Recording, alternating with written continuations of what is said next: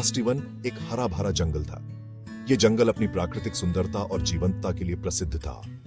यहाँ की हरियाली और जीव जंतु इस जंगल को एक अद्वितीय स्थान बनाते थे। मास्टिवन में हर कोने में जीवन की चहल पहल थी। यहाँ की हवा में एक ताजगी थी जो हर किसी को अपनी ओर आकर्षित करती थी। यहाँ तरह तरह के एनिमल्स रहते थे। हर प्रकार के जीव जंतु यहाँ पाए जाते थे, जैसे कि हिरण, खरगोश, बंदर, हाथी और कई प्रकार के पक्षी। ये सभी जीव जंतु इस जंगल की शोभा को और भी बढ़ाते थे। हर सुबह जब सूरज की पहली किरणें इस जंगल पर पड़ती थीं, तो यह जंगल एक नए जीवन से भर जाता था।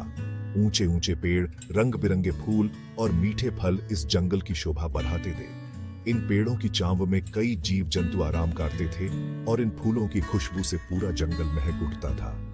यहाँ के फल इतने मीठे और रसदार थे कि हर कोई उन्हें खाने के लिए लालायित रहता था। इस जंगल की हरियाली और रंग बिरंगे फूल इसे एक स्वर्ग जैसा बनाते थे। सुबह सुबह बर्ड्स की मधुर आवाज से पूरा जंगल गूंज उठता था। इन पक्षियों की चहचहाहट से ऐसा लगता था मानो पूरा जंगल एक संगीत समारोह में बदल गया हो। हर सुबह ये पक्षी अपने मधुर गीतों से जंगल को जगाते थे और हर किसी के दिल को खुश कर देते थे। इनकी आवाज में एक ऐसी मिठास थी जो हर किसी को मंत्रमुग्ध कर देती थी। हिरण, खरगोश और दूसरे छोटे एनिमल्स इधर उधर उछल कूद करते हुए दिखाई देते थे। ये छोटे जीव जंतु अपनी मस्ती में मग्न रहते थे और अपनी उछल कूद से जंगल में एक अलग ही रौनक पैदा करते थे। इनकी चंचलता और खेल खेल में ये जंगल को और भी जीवंत बना देते थे। हर कोई इनकी मस्ती को देखकर खुश हो जाता था। मास्टिवन में हमेशा एक अलग ही रौनक होती थी। यहाँ का वातावरण हमेशा जीवंत और उत्साह से भरा रहता था। हर कोई यहाँ की प्राकृतिक सुंदरता और जीवंतता का आनंद लेता था। यहाँ का हर कोना एक नई कहानी कहता था और हर जीव जंतु अपनी मस्ती में मग्न रहता था। इस जंगल की रौनक और जीवंतता इसे एक अद्वितीय स्थान बनाती थी। एक दिन जंगल में एक खरगोशी की लहर दौड़ गई। सभी एनिमल्स बहुत एक्साइटेड थे। इस खुशी की वजह थी उनके प्यारे राजा शेरू सिंह का बर्थडे। राजा शेरू सिंह का जन्मदिन पूरे जंगल के लिए एक विशेष अवसर था। हर कोई इस दिन का बेसब्री से इंतजार करता था और इस दिन को धूमधाम से मनाता था। सभी एनिमल्स बहुत एक्साइटेड थे। हर कोई इस दिन को खास बनाने के लिए तैयारियों में जुट गया था। जंगल के हर कोने में उत्सव की तैयारियां चल रही थी। हर कोई अपने अपने तरीके से इस दिन को खास बनाने की कोशिश कर रहा था। कुछ जानवर फूलों की माला बना रहे थे तो कुछ मिठाइयां तैयार कर रहे थे। हर कोई इस दिन को यादगार बनाने के लिए अपनी पूरी कोशिश कर रहा था। इसकी वजह थी उनके प्यारे राजा शेरू सिंह का बर्थडे। राजा शेरू सिंह बहुत दयालु और न्यायप्रिय थे। वो हमेशा अपने जंगल की रक्षा करते थे और सांप की मदद करते थे। उनके इस गुण के कारण ही सभी एनिमल्स उन्हें बहुत प्यार करते थे। राजा शेरू सिंह का जन्मदिन पूरे जंगल के लिए एक विशेष अवसर था और हर कोई इस दिन को धूमधाम से मनाता था। राजा शेरू सिंह बहुत दयालु और न्यायप्रिय थे। वो हमेशा अपने जंगल की रक्षा करते थे और सांप की मदद करते थे। उनके इस गुण के कारण ही सभी एनिमल्स उन्हें बहुत प्यार करते थे। राजा शेरू सिंह का जन्मदिन पूरे जंगल के लिए एक विशेष अवसर था और हर कोई इस दिन को धूमधाम से मनाता था। वो हमेशा अपने जंगल की रक्षा करते थे और सांप की मदद करते थे। उनके इस गुण के कारण ही सभी एनिमल्स उन्हें बहुत प्यार करते थे। राजा शेरू सिंह का जन्मदिन पूरे जंगल के लिए एक विशेष अवसर था और हर कोई इस दिन को धूमधाम से मनाता था। इसीलिए सभी एनिमल्स उन्हें बहुत प्यार करते थे। उनके इस गुण के कारण ही सभी एनिमल्स उन्हें बहुत प्यार करते थे। राजा शेरू सिंह का जन्मदिन पूरे जंगल के लिए एक विशेष अवसर था और हर कोई इस दिन को धूमधाम से मनाता था। हर कोई इस दिन को खास बनाने के लिए तैयारियों में जुट गया था। जंगल के हर कोने में उत्सव की तैयारियां चल रही थीं।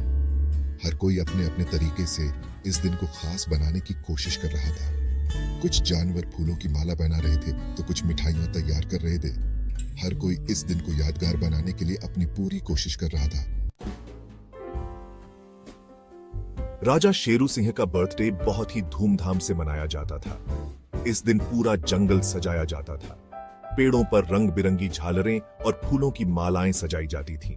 जंगल के बीचों बीच एक बड़ा सा मैदान था जहां बर्थडे की पार्टी होती थी।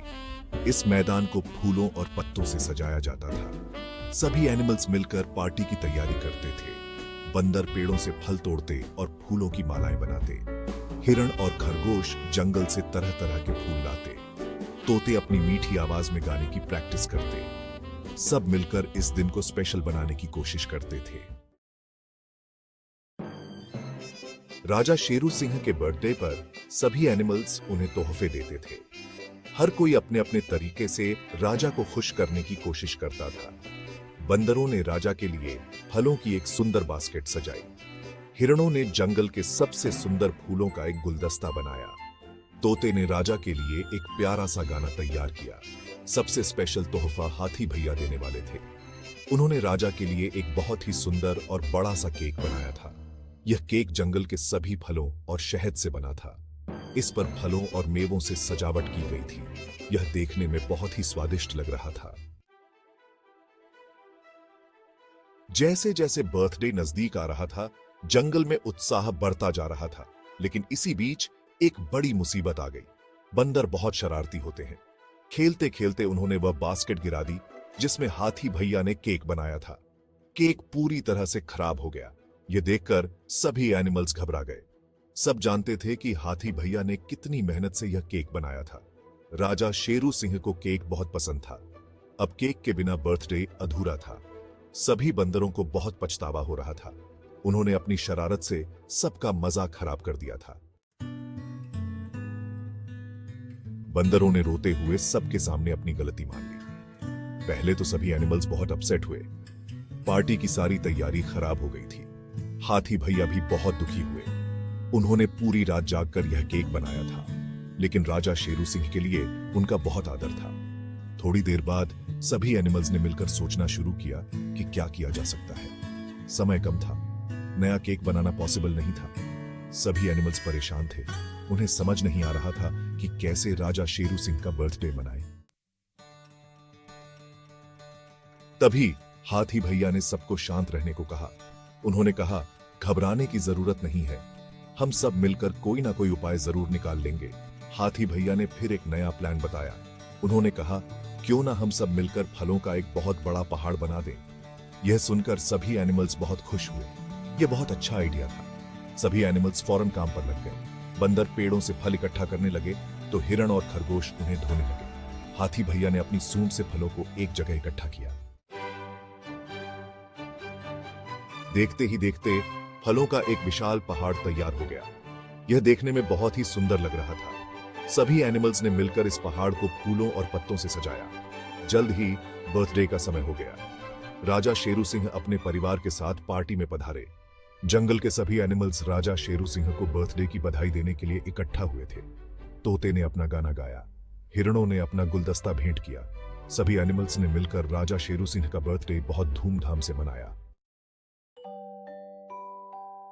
जब राजा शेरू सिंह ने फलों का पहाड़ देखा तो वह बहुत खुश हुए।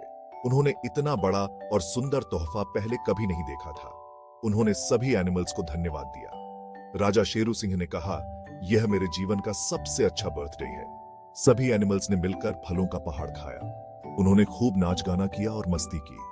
राजा शेरू सिंह भी सबके साथ नाचे और खुशियां मनाई। यह दिन जंगल के इतिहास में हमेशा के लिए याद रखा जाएगा। इस घटना से सभी एनिमल्स को एक बहुत बड़ी सीख मिली। उन्होंने सीखा कि अगर हम सब मिलकर काम करें तो किसी भी मुश्किल का सामना कर सकते हैं। बंदरों ने अपनी गलती से सीखा कि शरारत करने से पहले हमें सोचना चाहिए। हाथी भैया ने सबको सिखाया कि हमें कभी भी हिम्मत नहीं हारनी चाहिए। इस बर्थडे ने जंगल के सभी एनिमल्स को और भी करीब ला दिया। उन्होंने एक दूसरे के प्रति प्यार और सम्मान का महत्व समझा। मस्तीवन के जंगल में हुई इस घटना से हमें भी बहुत कुछ सीखने को मिलता है। हमें हमेशा एक दूसरे की मदद करनी चाहिए।